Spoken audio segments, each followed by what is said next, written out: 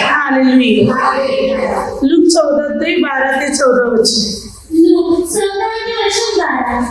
मग ज्याने त्याला आमंत्रण केले होते त्यालाही तो म्हणाला, जेव्हा तुम्ही दुपारची व संध्याकाळची जेवणाला कराल तेव्हा तुम्ही आपले मित्र, आपले भाऊ, आपले नातू किंवा धर्माचे शेजारी यांना बोलावू नका, कारण ते कदाचित तुम्हाला उद्या आमंत्रण करतील व तुमची भेट होईल. म्हणजे केलं तर तुम्ही मेजवान केलं तेव्हा गरीब, अभंग, लाकडे, तांदळे यांना आमंत्रण करा. वचन 14. म्हणजे तुम्ही धन्यवाद, कारण तुमची भेट झाल्यास त्यांच्याजवळ काही नाही, तरी नीतिवंताच्या पुनरुत्थानासमोर तुमची भेट होईल. हालेलुया. हालेलुया. वचन काय सांगते? प्रभू येशूने म्हटले, ज्याने बघा प्रभू येशूला आमंत्रण केले होते त्यांना प्रभू येशू उद्देशून काय म्हणतो? फक्त त्यांनाच नाही, सर्वांना.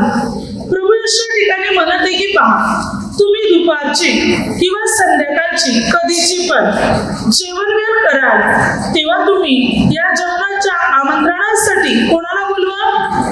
वचन सांगते, त्यावेळेला तुम्ही आपले नातेवाईक, जवळचे अपत्य, आपले शेजारी किंवा इतर व्यक्तींना बोलावू नका, तर तुम्ही अशा लोकांना आमंत्रण करा ज्यांच्याजवळ काहीच मिळत नाही. अगदी लुले, लंगडे, आणले, पांगले, वेंग अशा लोकांना तुम्ही बोलवा आणि त्यांना तुम्ही भोजन द्या, जेवण द्या, कारण फेड करण्यासाठी त्यांच्याजवळ काही नाही. तुम्ही हे केल्याने तुमच्या या सत्कृत्याची फेड परमेश्वर स्वतः न्यायाच्या दिवशी करेल. बायबल काही सांगते, जेव्हा तुम्ही दुपार, संध्याकाळ, सकाळ कधी पण जेवण कराल, काही मेजवानी द्या. तुम्ही तुमच्या घरी कोणताही कार्यक्रम असो, मग तो लग्नाचा असू दे या इतर कोणताही असू दे, आमंत्रण तुम्ही कोणाला द्या. तर वचन सांगते, तुम्ही आपल्या नातेवाईकांना पण देऊ नका, आपले शेजारी, आपले जवळचे अपत्य यांना पण नाही, तरुले, लंगडे, पांगले अशांना तुम्ही आमंत्रण करा, अशांना तुम्ही बोलवा, त्यांना तुम्ही जेवण आणि त्यांना तुम्ही भोजन द्या, कारण त्यांच्याकडे फेड कराव्यास काहीच नाही आणि आपण त्यांना भोजन दिल्याने मात्र बायबल काय सांगते, न्यायाच्या दिवशी जेव्हा शेवटचा न्याय होईल त्या दिवशी आपल्या सत्कृत्याची फेड परमेश्वर करेल. आपण हे चांगलं कृत्य, चांगलं काम केले ते आपल्या जमेस धरण्यात येईल. त्याचं प्रतिफल म्हणजे आपल्याला स्वर्गाचे राज्य मिळेल. बघा, आमंत्रणाच्या बाबतीत आपण बायबल आपल्याला काय शिकवते ते पाहू. अगदी बायबल सांगते की गरिबांना बोलवा, आमंत्रण करा. मग ते खरोखर आपले नातेवाईक, आपल्या कुटुंबातले व्यक्ती यांना आमंत्रण करायचंच नाही का? त्यांना बोलवायचंच नाही का? तर बायबल या संबंधाने आपल्याला काय शिकवते हे बायबलद्वारे आपण पाहू. जसं की बघा, हल्ली लग्न कार्यांना सुरुवात झालेली आहे. अनेक गावामध्ये लग्न कार्य सुरू आहेत. हल्ली तर मात्र जसं की आता डिसेंबर पासून ते फेब्रुवारी महिन्यापर्यंत मात्र अनेक लग्न कार्य सुरू आहेत. तर लग्न कार्यासाठी पहिली गोष्ट केली जाते ते म्हणजे आमंत्रण लोकांना. किती लोक येणार आहे त्याची पण मेजवानीची तयारी करावी लागते. त्यासाठी पहिलं आमंत्रण केलं जाते. आम्ही एवढ्या घरांना, एवढ्या कुटुंबांना आमंत्रण करणार. मग आमंत्रणावरून कळेल की हा एवढ्या घरांना आमंत्रण केले, मग एवढा लोक येऊ शकतो लग्नासाठी. आपला गाव, आपले नातेवाईक किंवा जिकडे मी आमंत्रण केले, मी 100 पत्रिका, 200 पत्रिका, 500 किंवा 1000 पत्रिका छापलेल्या आहेत, त्या संबंधाने एवढा लोक लग्नासाठी येऊ शकतो हा अंदाज आपण बांधतो आणि त्याप्रमाणे आपण जेवणाची किंवा कार्यक्रमाची, इतर गोष्टीची तयारी करायला सुरुवात करतो. तर पहिलं पाऊल जे उचललं जाते ते आमंत्रणाचे, म्हणजे लग्न कार्यासाठी किंवा कोणताही कार्यक्रम करायचे त्यासाठी प्रथम आमंत्रणाचं कामाला पहिली सुरुवात होते. आणि पहिली सुरुवात आपण आमंत्रण करायला करतो. म्हणजे कशा प्रकारे बघा, आपण कोणाला आमंत्रण करतो? आपले जे नातेवाईक आहेत किंवा आपले जे ओळखीचे लोक आहेत किंवा आपले जे खास लोक आहेत त्यांना आपण आमंत्रण करायला सुरुवात करतो. आपल्या गावातल्या लोकांना, नात्यातल्या लोकांना, ओळखीच्या लोकांना आपण मात्र आमंत्रण करायला सुरुवात करतो. आणि अशा प्रकारे आपण अनेकांना आमंत्रण करतो आणि अंदाज बनतो की एवढा लोक लग्नासाठी. पण आता आपल्याला एक विचार करायचे, जेव्हा आपण आमंत्रण करतो तेव्हा कधी आपण आमंत्रणाची पत्रिका जी आहे, लग्नाची जी पत्रिका आहे, कधी पण ही पत्रिका रस्त्यावर बसलेल्या गरीब व्यक्तीला, भीक मागत असलेल्या व्यक्तीला, रस्त्यावर अपंग, मानसिक झालेली, लुली पावले असलेली एखादी व्यक्ती याला कधी पत्रिका दिली का? बघा, विचार करा आपल्या जीवनात कधी आपण असं कधी आपण अनुभवले का? आपण स्वतः कधी केलंय का? कुणी करताना कधी आपण पाहिलंय का? आपण शक्यतो कोणाला पत्रिका देतो? आपल्या लोकांना, नात्यातल्या लोकांना, ओळखीच्या लोकांना, गावातल्या लोकांना, या लोकांना आपण पत्रिका वाटतो. पण कधी अशा लोकांना आपण पत्रिका दिलेली आहे का ज्यांची कधी ओळख नाही, किंवा जे रस्त्यावर पडलेले आहेत, किंवा जे गरीब आहेत, जे लुले पावले आहेत, जे मानसिक तणावामध्ये आहेत, काही कधी लग्नाची किंवा कोणत्याही कार्यक्रमाची पत्रिका त्या व्यक्तीला कधी दिली का? विचार करा. Hallelujah, hallelujah. बायबल काय सांगते बघा, कोणाला आमंत्रण करा तुम्ही. हल्ली तर पत्रिका छापतात, पूर्वी तर एवढं पत्रिकाचं कामही नव्हतं. सर्वांच्या घरी जाऊन त्यांना बोलवणं करण्यात यायचं. हल्ली पत्रिका छापतात तर काही ठिकाणी डायरेक्ट फोनच्या द्वारे बोलवणं केलं जाते. अगदी बाहेर देशात, अनेक देशामध्ये फोनच्या द्वारे मात्र बोलवणं केलं जाते, पत्रिकावर छापत नाही. पण पूर्वी लोकांच्या घरी जाऊन त्यांना बोलवणं केलं जायचं. आताही मात्र अनेक गोष्टीच्या द्वारे बोलवणं केलं जाते. काही मात्र बोलवण्यासाठी पत्रिका ज्या छापल्या जातात, अगदी भरपूर महागाईच्या पण छापल्या जातात. मी त्याच्यापेक्षा सरस पत्रिका छापणार आणि वाटणार, म्हणजे ज्या घरात ती माझी पत्रिका जाणार त्याला वाटलं पाहिजे की मात्र मी किती मोठा मनुष्य आहे, किंवा मी किती खास पत्रिका छापलेली आहे म्हणून. आपण अनेकांच्या घरी पत्रिका देतो. विचार करा एक गोष्ट, अनेक घरी आपण पत्रिका देतो, पण ज्यांना ज्यांना पत्रिका मिळाले त्याच्यातलं अर्धा लोक पण येत नाही. हालेलुया. आणि दुसरी गोष्ट, लग्न कार्यासाठी मात्र आपण अनेकांना पत्रिका देतो, बोलवणं करतो, आणि लग्न कार्यासाठी अनेक लोक अहेर घेऊन येतात. कोण मात्र वस्तू आणतात, गिफ्ट आणतात, तर कोणी पैसे घालतात. परंतु तुमचे जे जुने लोक आहेत, ज्यांना तुम्ही अहेर घातला होता, किंवा ज्यांना तुम्ही पैसे घातले होते, किंवा काहीतरी गिफ्ट, वस्तू, बक्षीस काहीतरी दिलं होतं, ते तुमचं येत नाही, पण नवीन व्यक्तीकडून तुम्हाला येते की नाही ना? तुम्ही जुना म्हणजे जे काही वस्तू दिलं होतं, पैसे दिले होते, ती जुन्या वस्तू येत नाही लग्न कार्यात, पण नवीन वस्तू नवीन व्यक्तीकडून येते की नाही? मग नवीन वस्तू वाढल्या जातात, म्हणजे नवीन व्यक्तीचं देणं वाढलं जाते, आणि जुन्या व्यक्तीला आपण जे देणं दिलेले ते आपल्याकडे येतेच नाही. म्हणजे आमंत्रण केलेले, जे खास लोकांना आमंत्रण केलं होतं, ज्यांच्या घरी आपण मात्र त्यांच्या लग्नात किंवा त्यांच्या कार्यात आपण काहीतरी मात्र त्यांना गिफ्ट दिलं होतं, पैसे दिले होते, काहीतरी आपल्याला वाटतं यांच्याकडून माझ्या घरी असं लग्न आहे तर माझ्या घरी हे मात्र पैसे येणार, वस्तू येणार, पण येतच नाही, आणि नवीन लोकांकडून येतात. हालेलुया. म्हणजे इकडे ज्यांना आपण आमंत्रण करतो त्यांची आशा नसते, किंवा ज्यांना आमंत्रण करतो त्याच्यातला अर्धा लोक पण येत नाही, आणि दुसरेच लोक येऊन बसतात. अशा बऱ्याच घटना आपण अनुभवतो. तर बायबल आता आपल्याला संबंधाने काय शिकवते ते बायबलकडे आपण पाहू, की बायबल आपल्याला शिकवते की आपण कोणाला आमंत्रण करावे. तर वचन सांगते, लुले, लंगडे, पांगले, आजारी अशा लोकांना तुम्ही आमंत्रण करा, त्यांना जेवण द्या, भोजन द्या, वस्त्र द्या, त्यांचा आशीर्वाद प्राप्त करा.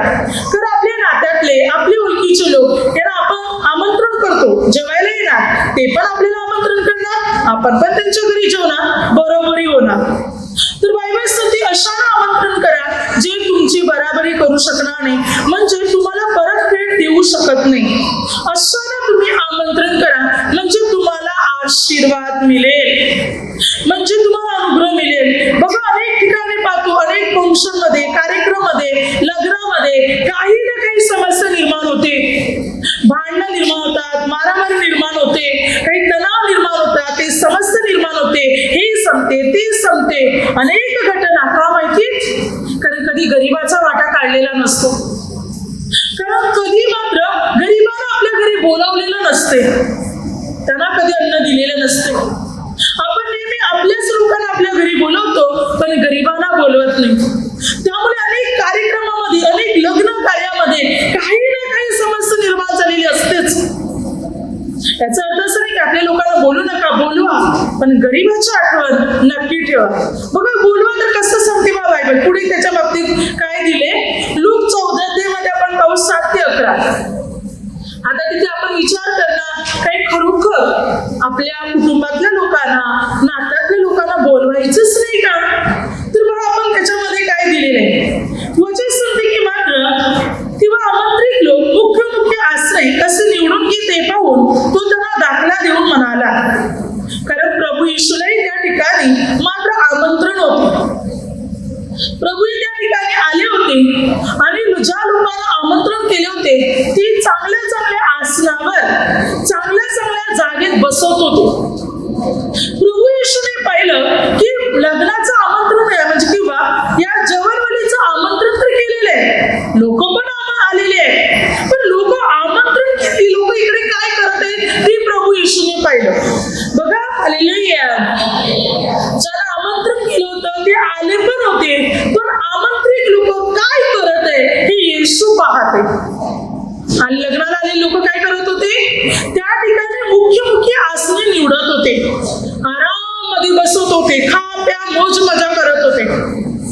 कोणी नम्र नव्हता, कोणी कोणाला मदत करत नव्हता, कोणी कोणाला साथ देत नव्हता.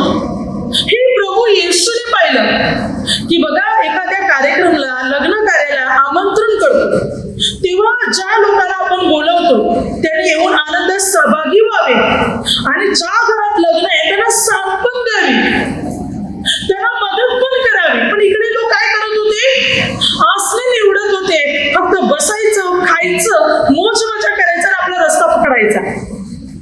हे येशू ख्रिस्ताने पाहिलं. तेव्हा प्रभू येशू त्यांना काय म्हटलं, जेव्हा तुम्हाला लग्नाचे आमंत्रण करतील. पहा प्रभू काय म्हणतो, आता इकडे कोणते लोक येतात, लुले, लंगडे, पांगले नाही. ही कोणती लोक बघतील प्रभू येशू म्हणतो, इतर सामान्य लोक बघतील. आता लग्नाचे आमंत्रण नातेवाईकांना पण असते, कुटुंबातल्या लोकांना, शेजारी पाजारी, गावातले अनेक लोकांना. तर आता आपण सर्वजण, तर प्रभू येशू या बाबतीत काय म्हणत आहे पहा, की जेव्हा तुम्हाला लग्नाचे आमंत्रण असते जा, परंतु लग्नाला गेल्यानंतर मुख्य आसन निवडू नकोस. तू जा आणि खालच्या जागेत बस. तू लग्नाला गेलास तर स्वतःला नम्र कर, म्हणजे तुला मान मिळेल, वरची जागा मिळेल. म्हणजे जेव्हा तू लग्नासाठी जातोस, आता लग्नाचं आमंत्रण अनेक लोकांना असते आणि लग्नाला जातात, काय करतात, शक्यता लग्नाला गेले, काही अवयव टाकायचे, काही पैसे टाकायचे, काही वस्तू भेट नेले, दिलं, खायचं प्यायचं, रस्ता पकडायचा. तिकडे काय कमी आहे, काय नाही, किंवा हा लग्न कार्यात काही मदत हवी आहे, काही भांडी घासायची आहे, काही झाडू मारायचंय, काही सामान संपले आणून द्यायचंय, काही लोकांना मात्र काही पूर्व द्यायचंय, वाढायचंय, कोण त्याचा विचार करत नाही. खायचं प्यायचं, रस्ता पकडायचा. तर प्रभू येशूकडे काय म्हणतो, तुला बोलवलं तर तू स्वतःला पहिल्या प्रथम नम्र कर. खालच्या आसनावर बसली, पण हल्ली जसं की बघा, लग्नाला जाणारी लोक चांगले चांगले कपडे, दागिने घालणार आणि तिच्यापेक्षा सरस दिसण्याचा प्रयत्न करणार, दाखवण्यासाठी. जणू काही लग्नाला नाही, तिथे येणाऱ्या लोकांना दाखवण्यासाठी की पहा माझ्याकडे किती महागाचे कपडे आहेत, किती महागाचे दागिने, किती दागिने मी घातलेले आहेत, आणि मिरवत राहणार स्वतःला. अहंकारी, गर्विष्ठ आणि स्वार्थी स्वभावाचे लोक की माझ्याकडे पहा किती आहेत, मी किती सुंदर दिसत आहे, मी किती चांगले कपडे घातलेले आहेत, किती दागिने मी घातलेले आहेत, स्वतःला सजून नटून त्या लग्न कार्यात सहभागी होतात. प्रभू येशूने सर्व गोष्टी चुकीच्या ठरवल्या. प्रभूने म्हटलं, जेव्हा तू लग्न कार्यात जातो स्वतःला नम्र कर. तू साधा बोलारा, गर्विष्ठ, अहंकारी बनू नकोस. वरच्या आसनावर जाऊन बसून खायला प्यायला बसू नकोस. तर तुला बोलावले जा, पण स्वतःला नम्र कर. खालच्या आसनावर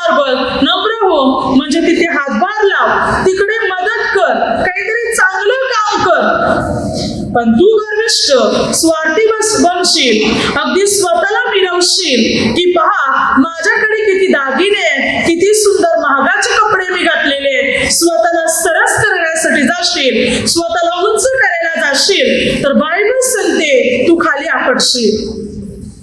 म्हणून वचन काय सांगते त्याच्यामध्ये 11, जो स्वतःला उंच करील तो नवविला जाईल आणि जो स्वतःला नववेल तो उंच केला जाईल.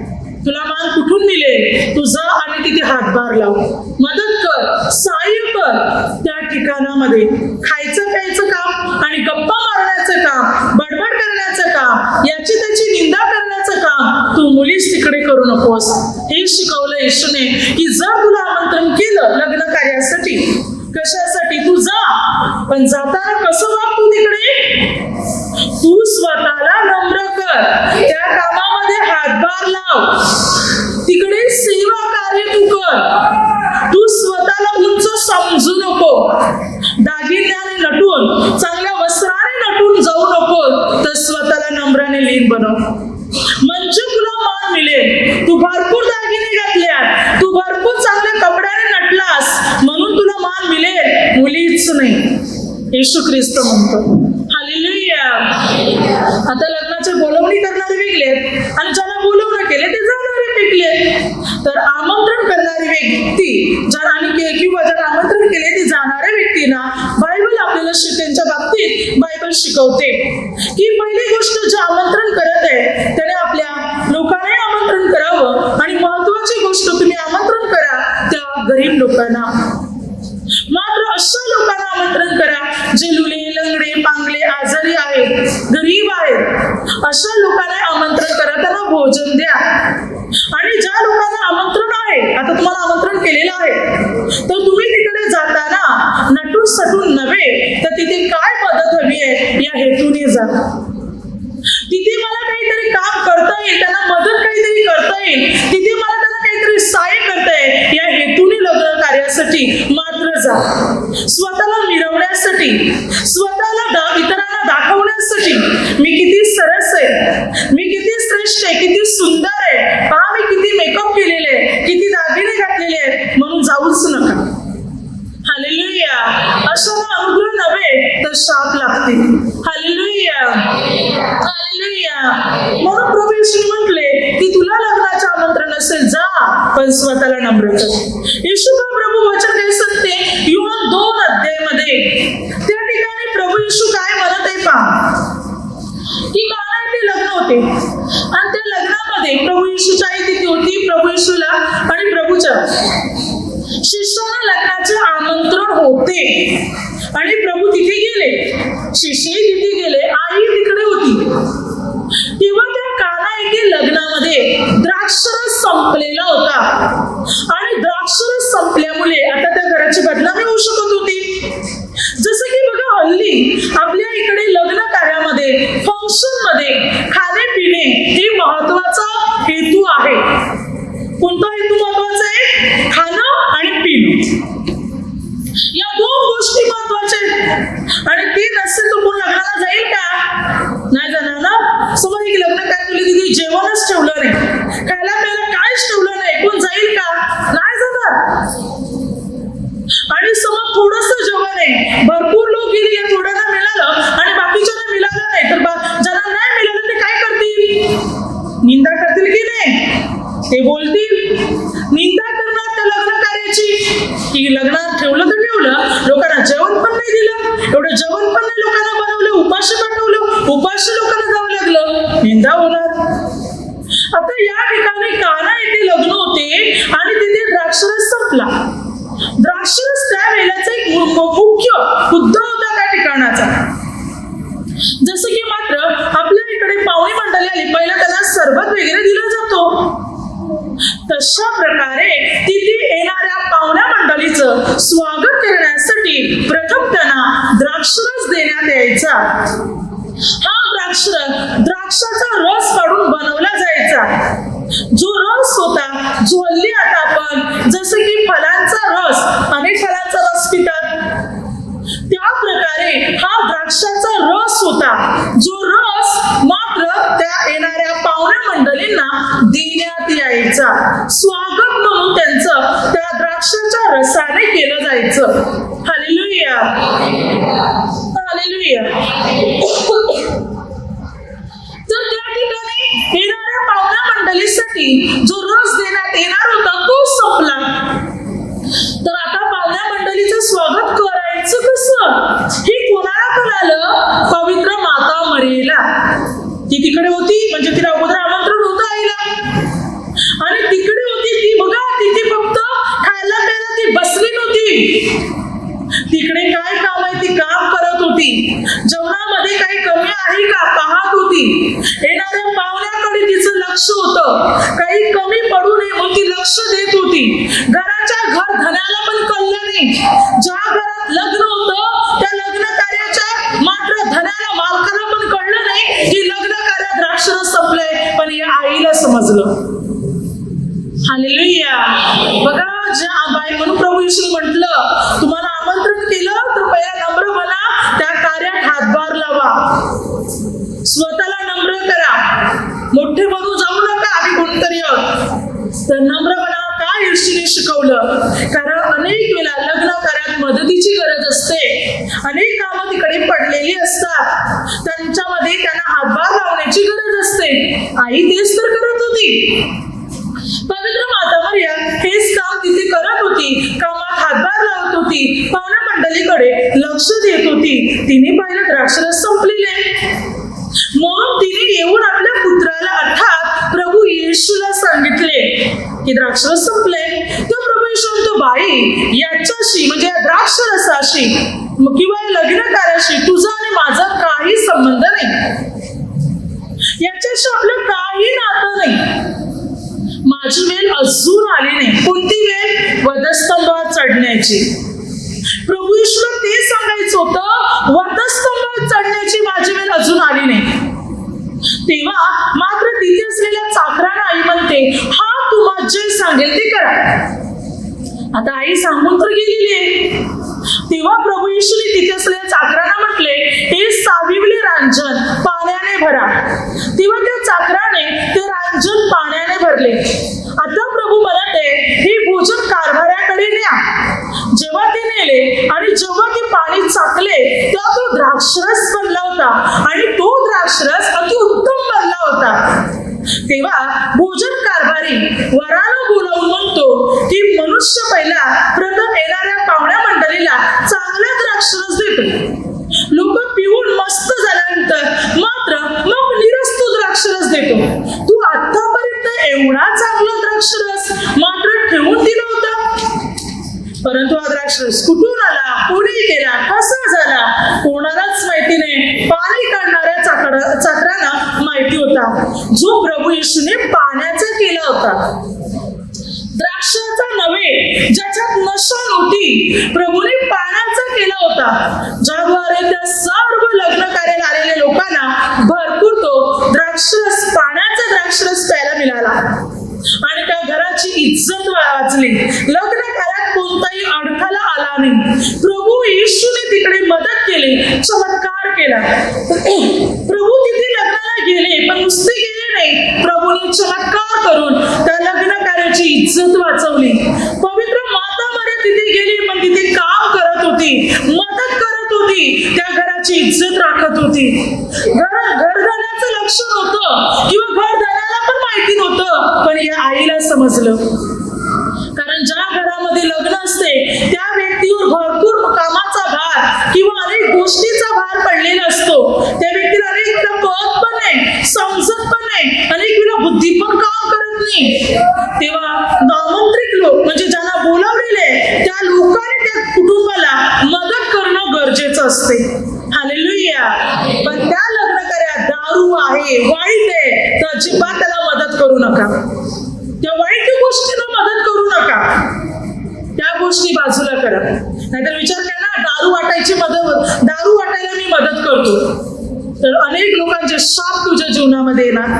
पाप करशील तू स्वतःही प्या लागशील, त्यांना देता मात्र तू अनेक शाप पण स्वतः ओढून घेशील.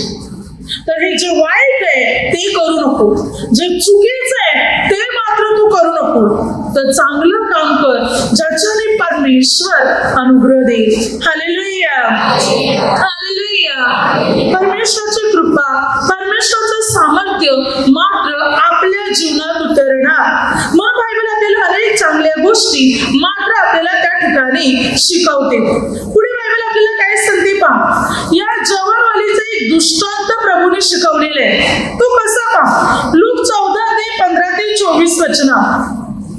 प्रभू म्हणते की मात्र कोणी एका मनुष्याने संध्याकाळची एक मोठी जवानवेळ ठेवली. त्या जवानवेळेसाठी त्याने अनेकांना आमंत्रण केले होते, अनेकांना त्याने मात्र बोलाविलेले होते. आता जेवण तयार झाल्यानंतर त्याने चाकराला म्हटलं, जा, ज्यांना आपण आमंत्रण केले त्यांना बोलावू ना. जेव्हा ते बोलवायला गेले तेव्हा सर्वजण सारखे निमित्त सांगू लागले. कुणी सांगू लागले की मी मात्र शेत विकत घेतले, ते जाऊन पाहिलं पाहिजे. कुणी म्हणू लागलं की मी लग्न केले, माझं येणं होणार नाही. कुणी म्हणू लागलं मी बैलाच्या जोड्या विकत घेतल्या, त्या तपासायला जायचंय. आणि अशा प्रकारे सर्वजण सारखे निमित्त सांगू लागले. ज्याला आमंत्रण केलं होतं अगदी ते आले नाही. आपण पाहतो अनेकांना आमंत्रण करतो, ज्याला आमंत्रण करतो ते येत नाही. काही खास लोकांना, नात्यातल्या लोकांना बोलवतो ते सुद्धा येत नाही. काही काना बोलवायला हवं त्यांना तर बोलवतच नाही. आणि ज्याला आदराने बोलवतो ते तोंड पण पाहायला येत नाही ना, ते सुद्धा येत नाही किंवा कोणतंही सहाय्य या मदत पण करत नाही. ह्या लोकांच्या बाबतीत तेच होतं. हे लोकही मात्र आले नाही. तेव्हा घरधण्याला राग आला. जेवण तर तयार आहे, ज्यांना बोलवलं होतं ते आले नाही, आता करायचं काय. म्हणून त्या घरधण्याने काय म्हटलं, जा कुंपणाकडे जा, रस्त्यावर जा, आणि जे गरीब, दरिद्री, लुले, लंगडे, पागले जे काय किंवा कुंपणाकडे जा, जे काम करत असतील शेतात, द्राक्षमळ्यात, जे गरीब दरिद्री लोक जे काम करतात सर्वांना घेऊन ये. जा, माझं मांडव या लोकांनी भरून जाऊ दे. आणि या सर्व लोकांना तिथे आणण्यात आलं आणि त्या सर्वांना ते जेवण दिलं. आणि काय वचन सांगते शेवटचं 24. कारण मी तुम्हाला सांगतो त्या आमंत्रित माणसापैकी एकालाही माझ्या जेवणातले काही चाखावयास मिळणार नाही. काही चाखावायला मिळणार नाही. ज्या आमंत्रित होते ते आले नाही, त्यांना चाकायला नाही मिळालं. पण अशा लोकांना जेवण मिळालं जे गरीब होते, दरिद्री होते, लुली लागणे पांगले होते, जसं की द्राक्षमळ्यात काम करत होते, बागेत काम करत होते, गरीब असले, त्यांना ते भोजन मिळाले, त्यांना ते अन्न मिळाले. म्हणून प्रभू म्हणतो अशांना तुम्ही बोलवा ज्यांची फेड तुम्ही करू शकत नाही. तुम्ही चांगल्या चांगल्या लोकांना बोलवायला जातात पण ते येऊ शकत नाही, ते येत नाही, तुमचा अपमान करत आहेत. म्हणून अशा लोकांना बोलवा जे तुम्हाला आशीर्वाद देतील. आपण मोठे मोठे लोकांना बोलवतो, गरीब भले जेवणात काही कमी झालं, लग्न करायला काही कमी पडलं तर निंदा करायला पण मागे हटणार नाही. पण दीन दुबळे गरीब लाचारांना बोलवलं, जेवणात भले काही कमी असेल तर ते खोट तर नाही काढणार पण आशीर्वाद नक्की देतील. लक्षात ठेवा, प्रत्येक कार्यक्रमात, लग्नात जास्त आशीर्वादाची गरज असते. कारण आशीर्वाद मिळत नाही, शाप येतात लग्नामध्ये. लोकांच्या तोंडातून अपशब्द बाहेर पडतात. अनेक लग्न करत भांडणं होतात, समस्या निर्माण होतात. अनेक लोक दारू पितात, दारू पिऊन पडतात, त्यामुळे भांडणे उत्पन्न होतात आणि त्या लग्न कार्याला किंवा ज्या तरुणीचं लग्न असते त्यांच्यावर शाप येतात, आशीर्वाद मिळत नाही.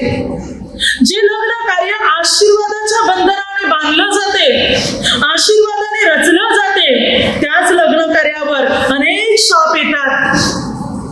कारण आपण जे आशीर्वाद मिळवायला हवे ते आशीर्वादाच्या लोकांनाच बोलवत नाही, आणि नाही त्या भलत्याच लोकांना बोलवतो, ते शाप देऊन जातात, भांडणे निर्माण करतात, काही ना काही वादविवाद होतातच. बघा कुठे पण लग्न कार्यक्रमामध्ये कधी असं नाही की भांडण झालं नाही, काही वादविवाद झाला नाही. होणं म्हणजे होतेच काही ना काही. अनेक समस्या निर्माण होतात. का माहितीये का, आपल्या घरात गरीबाची पावलं लागत नाही, त्या भलत्यांचीच पावलं लागतात आणि भांडण, तंटा, अनेक तणाव निर्माण होतात, आशीर्वाद मिळत नाही. हालेलुया. Hallelujah, hallelujah. म्हणून बायबल सांगते तुम्ही अशा लोकांना आमंत्रण करा जे या लग्न कार्याला किंवा तुम्ही जो कार्यक्रम ठेवलाय त्याला आशीर्वाद देतील, ज्याच्याद्वारे तुम्हाला आशीर्वाद मिळतील, शाप मिळणार नाही, तुम्हाला अनुग्रह लाभतील.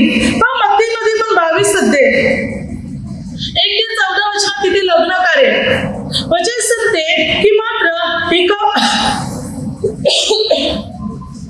एक मनुष्य होता, त्याने आपल्या मुलाच्या लग्नाची मेजवानी दिली. त्याच्या मुलाचं लग्न होतं, त्याने अनेकांना आमंत्रण केलं होतं, अद्यापही कोणी आलं नाही. जेवण तयार आहे, जेवण झालेलं आहे, पण कोणी आलं नाही. त्याने चाकरांना पण पाठवलं, पण कोणी आले नाही. त्याने येण्यास नाकारले, उलट त्याने त्याच्या चाकरांना पण मारहाण केली, अपमान केला. म्हणून त्याने म्हटलं, जा लुले लंगडे पांगले अशा सर्व लोकांना घेऊन या, हा माझा मांडव या लोकांनी भरून जाऊ द्या. तेव्हा ते सर्व लोक आले, जेवायला बसले आणि हे सारे लोक जेवले. विचार करा, त्या लोकांनी या धन्याला, त्याच्या मुलाला, त्या मुलाच्या लग्नाला किती आशीर्वाद दिला असेल, किती अनुग्रह त्यांना मिळाला असेल. कारण त्याच्या घरी असे लोक आले होते जे गरीब होते, लुले लागडे पांगले होते, आजारी होते, असे लोक आले होते ज्यांच्याद्वारे त्याला आशीर्वाद लाभला होता. म्हणून बायबल सांगते अशा लोकांना आमंत्रण करा जे आपली फेड करू शकत नाही. नेहमी आठवण द्या, तुम्ही काही लग्न कार्य, काही कार्यक्रम करता, एक हिस्सा गरीबाचा काढा, एक हिस्सा लुले लंगडे पांगले यांचा काढा. त्यांना अन्नधान्य द्या, त्यांना त्यांची भाकर द्या, त्यांच्याकडून भरपूर आशीर्वाद मिळतील. मग तुमच्या लग्न कार्यात काही कमी पडणार नाही. ज्या तरुणाचं लग्न आहे, ज्या तरुणीचं लग्न आहे, त्या जोडप्याला देवाचा आशीर्वाद मिळेल. ते जोडपं सुखाने नांदेल, त्याला परमेश्वर सुंदर रीतीने लवकरात लवकर बाळाची देणगी पण देईल, आशीर्वादित करेल त्या जोडप्याला. ज्या जोडप्याच्या लग्नात ज्याने गरीबाचा हिस्सा काढलेला आहे, गरीबाला अन्न दिलेले आहे, भाकर दिलेले आहे, त्या कुटुंबाला, त्या लग्न करणाऱ्या जोडप्याला परमेश्वराचा आशीर्वाद मिळेल. Hallelujah, hallelujah. जर आपण या गरीबाचा एक हिस्सा, गरीबाचा एक वाटा काढत असणार तर, आणि बायबल आपल्याला या संबंधाने शिकवते. बघा लग्न कार्यात आणखीन काय केलं पाहिजे. वचन सांगते एस्तर या पुस्तकामध्ये 2 अध्याय 17 ते 18 वचन. अगोदर 1 अध्यायामध्ये पाहतो, जेव्हा वस्ती राणीने राजाचा अनादर केला, म्हणजे राजाने एक मोठी मेजवानी दिली होती. राजाने आपल्या बायकोला एस्तेरला बोलवले, पण येण्यासाठी तिने नकार दिला. राजा फार दुःखी झाला. वस्ती राणी गर्विष्ठ बनली होती. मग तिला राणीच्या पदावरून काढण्यात आलं. आता त्या जागेवर कोणातरी एका मुलीला उभं करायचं होतं, बसवायचं होतं. त्यासाठी मात्र या राजाने, अक्षरोश राजाने आज्ञा केली, जा कुमारिकांना शोधा. मग त्या सर्व कुमारिकेमधून मी एका कुमारिकेला निवडेन आणि तिला वस्तीच्या जागी राहणी करेन. अशा प्रकारे अनेक कुमारिका म्हणजे अनेक मुलींना निवडून, सुंदर असलेल्या मुलींना निवडून राजाकडे आणण्यात आलं. आणि मग या मुलींना काही त्यांच्या देखरेखाखाली ठेवण्यात आलं. त्यांना नटण्यासाठी अनेक सामान वस्तू देण्यात आले. आणि मात्र त्यांचे दिवस ठरविल्याप्रमाणे एकेकीने राजाकडे जावे. तेव्हा त्या सर्व मुलीमधून राजाला एस्तेर आवडली. ही एस्तेर जी यहुदी इस्रायली मुलगी होती, आणि ही एस्तेर या अक्षरोश राजा जो एका परराष्ट्रीय राजा होता, या राजाला एस्तेर आवडली. ही अक्षरोश राजाची सत्ता 127 प्रांतावर होती. हिंदुस्थानापर्यंत पासून कुश मात्र या ठिकाणापर्यंत, सुशांतपर्यंत या ठिकाणापर्यंत त्याची सत्ता होती.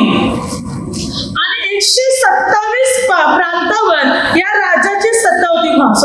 हिंदुस्थानापासून मात्र कुशापर्यंत त्याचे साम्राज्य होते. 127 प्रांतापर्यंत, भारत देशापासून कुश देशापर्यंत 127 प्रांतावर त्याचा अधिकार होता. एक मोठा, एक प्रतिष्ठित राजा होता, अक्षरोश राजा, जो मोठा राजा होता. आता मात्र या राजाला एस्तेर आवडली. या राजाने एस्तेरला राणी बनवलं. अर्थात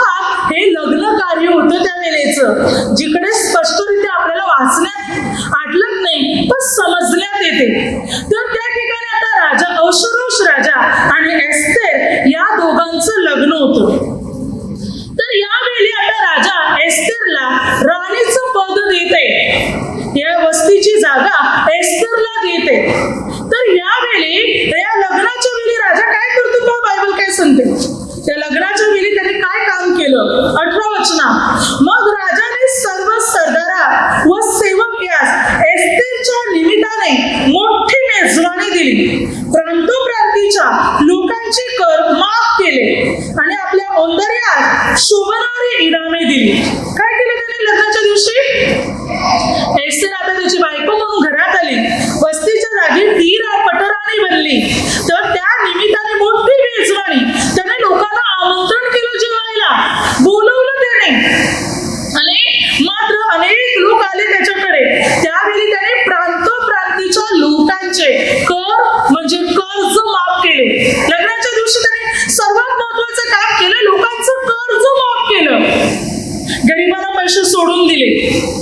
लोकांचं कर्ज माफ केलं. प्रांतोप्रांतीच्या शक्यता 127 प्रांताचे कर्ज माफ केले या अहश्वेरोश राजाने लग्नाच्या दिवशी.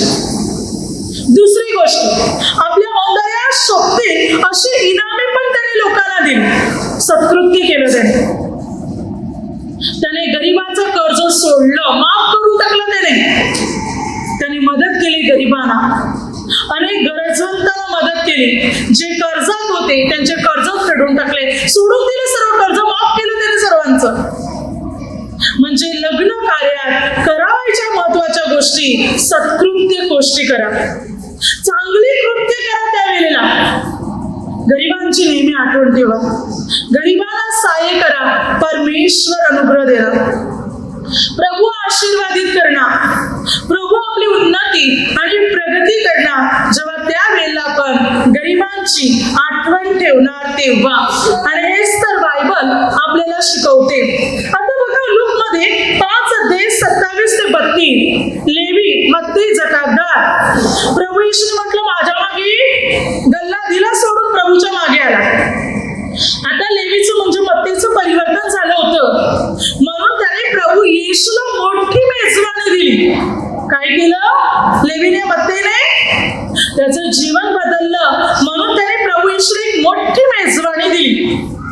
प्रभू येशू त्याच्या घरी आले तेव्हा त्याने कोणाला जेवायला बोलवलं होतं माहिती. जकातदार आणि इतर लोक. ज्यांना इतर लोक पापी तुच्छ समजत होते, ज्यांना कोणी विचारत नव्हते, अशा लोकांना त्याने जेवायला बोलवलं. या मत्तीने कोणाला जेवायला बोलवलं होतं. ज्यांना कोणी विचारत नव्हते, ज्यांना टाकून दिलं होतं किंवा जे पापी म्हणून समजले जात होते, तुच्छ म्हणून समजले जात होते, त्यांना बोलवलं जेवायला मत्तीने. तेव्हा परुष आणि शास्त्री कुरकुर करू लागले. पाप्यांना बोलवले जेवायला. त्या प्रभूने म्हटलं की मात्र मी नीतिमानांना नाही, पापी जनांना बोलवण्यासाठी आलेलो आहे. पापी लोकांना पश्चातापासाठी मी बोलवण्यासाठी आलेलो आहे. बघा त्याने भोजनाच्या वेळी मोठमोठ्या लोकांना, श्रीमंत लोकांना, नाव गाजलेल्या लोकांना नाही बोलवलं. ज्यांना मान होता, सन्मान होता, त्यांना बोलवलं. हालेलुया. आणि प्रभूने त्याची बाजू घेतली.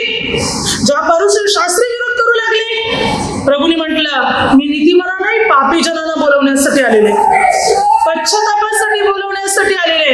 आपण कोणाला बोलवतो. हालेलुया. हालेलुया. म्हणून बायबल आपल्याला चांगल्या गोष्टी मात्र शिकवते की जर आपण परमेश्वराच्या नियमात चालणार, परमेश्वर अनुग्रह देणार. पुढे एक शमूएल 16:1-13 वेळ झालेला आहे. आता थोडक्यात पाहू. त्या ठिकाणी दाविदाला राज्यपदासाठी अभिषेक करायचा होता. म्हणून पित्याने शमूएल संदेष्टाला म्हटलं की बेथलेहेम जा आणि इश्राय आणि त्याच्या मुलाला लग्नाचं जेवणाचं आमंत्रण कर. 16:3-5 की इश्राय आणि त्याच्या पुत्रांना आमंत्रण कर, भोजन कर, त्यांना बोलव जेवायला. तेव्हा शमूएल संदेष्टाने इश्राय आणि त्याच्या पुत्रांना आमंत्रण केलं. पण इश्रायने काय केलं. इश्रायने आपल्या सर्व मुलांना बोलवलं, फक्त आपल्या लहान मुलालाच नाही बोलवलं. हालेलुया. ज्याला देव अभिषेक करणार होता त्यालाच आमंत्रण नाही केलं. इश्रायने आपल्या 7 मुलांना बोलवलं, केलं. आणि ज्याला राजा बनवायचं होतं त्यालाच बोलवायचं होतं आणि त्यालाच बोलवलं नाही. देवाची काय इच्छा होती की या सर्वांना बोलवलं म्हणजे दावीद तिकडे येईल, पण या बापाने आपल्याच लहान मुलाला बोलवलं नाही. हालेलुया. आणि त्या ठिकाणी मात्र जेव्हा शमूएलला भोजनाची तयारी झाली, पहिला अभिषेक करायचंय, आता परमेश्वराने मात्र या सर्वांना नाकारलं. परमेश्वर म्हणतो हा तो नाही, हा तो नाही. 7 जणांना नाकारले, इशाच्या 7 मुलांना. तेव्हा शमूएल इशायाला म्हणतो, काय तुझे सर्व मुले इथे हजर आहेत का, की अद्याप कोणी यायचं बाकी आहे? तेव्हा इशाया म्हणतो सर्वात धाकटा आहे, पण तू रानात आहे, जंगलात आहे, गुरंढोरं चारतो. शमूएल म्हणतो जोपर्यंत तो येणार नाही तोपर्यंत भोजन करायचं नाही, जेवायचं नाही, जा त्याला बोलवणं पाठव. तेव्हा इशायाने बोलवणं पाठवलं आणि दावीद तिकडे आला. जेव्हा दावीद तिकडे आला तर परमेश्वर म्हटलं हाच तो आहे, याला अभिषेक कर.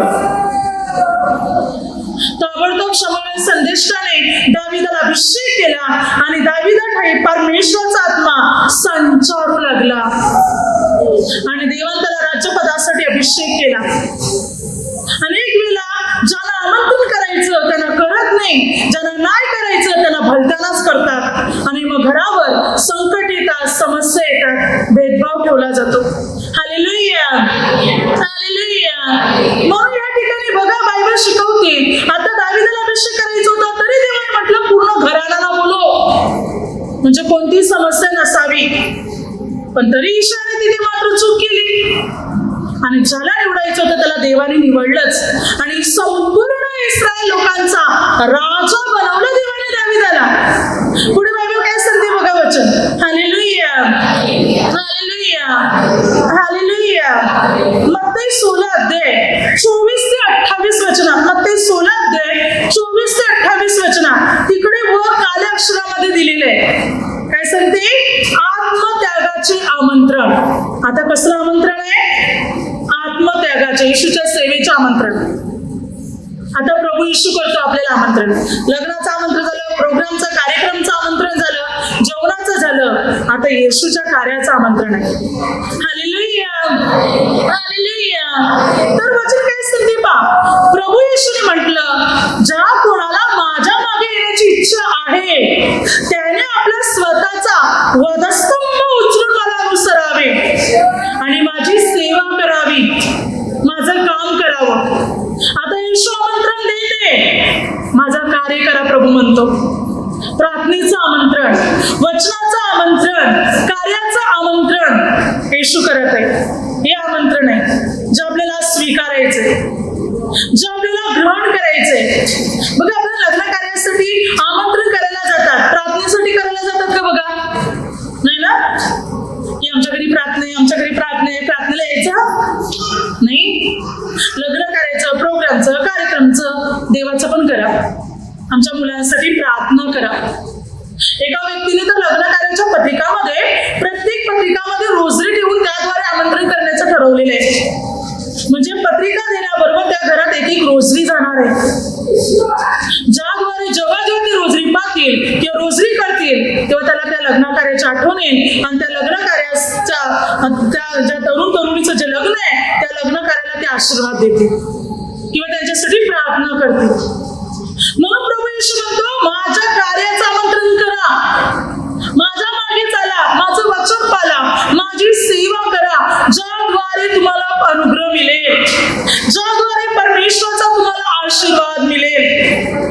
देवाच्या मागे चालला, परमेश्वराच्या वचनात चालला तर परमेश्वर आपल्याला अनुग्रह देणार, परमेश्वर आपली उन्नती करणार, परमेश्वर आपली प्रगती करणार आणि आपल्या जीवनात परमेश्वर आपल्याला सर्व गोष्टी देणार, कारण तो महान परमेश्वर आहे. आपण त्याच्यावर पूर्ण भरोसा ठेवणार, त्याचं वचन आत्मसात करणार तर परमेश्वराच्या कृपेने, प्रभूच्या अनुग्रहाने आणि प्रभूच्या सामर्थ्याने आपण पूर्ण रीतीने भरले जाणार. Hallelujah, hallelujah. आता माझ्या शब्दाद्वारे जे काही चुकलं असेल त्याबद्दल मला क्षमा असेल. Hallelujah, hallelujah, hallelujah.